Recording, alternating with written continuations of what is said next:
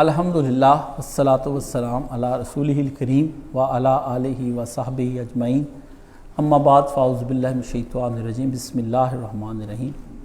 چند گزارشات ہیں جو لائیو سن رہے ہیں، بعد میں خطبہ پہنچے، آپ لوگ سامنے موجود ہیں۔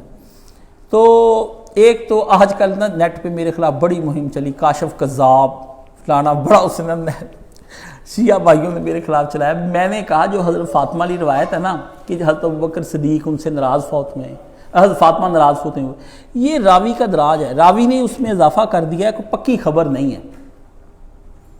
یہ کہتا جی مولانا صاحب بھی مانتے ہیں، فلانے بھی مانتے ہیں، کتابوں میں لکھا۔ میں نے کہا مولانا صاحب نے فرمایا تھا اگر تو ماننی ہے روایت تو روایت کو پھر اس طرح سے حل کرو، وہ روایت کو مانتے تھے یا نہیں مانتے وہ مجھ سے بات کرو، تم جو کرنی، میں تمہیں صاف بتا دیا۔ اس سے ایک جھگڑا ختم ہو گیا، لیکن ان کی دکان چلتی ہے، وہ نہ کہ ساڑی تو دکان بند ہونے لگی۔ اس کو پتہ ہے کہ جب میں نے یہ بات سٹارٹ کرنی ہے تو بات جانی بڑی دور تک، صحابہ بھی بچ جانے ہیں، محمد کا مسئلہ بیڑا گرک ہو جانا ہے، بہت کام، ان کی تو ساری کی ساری ایرانی سلطنت تباہ ہو جانی۔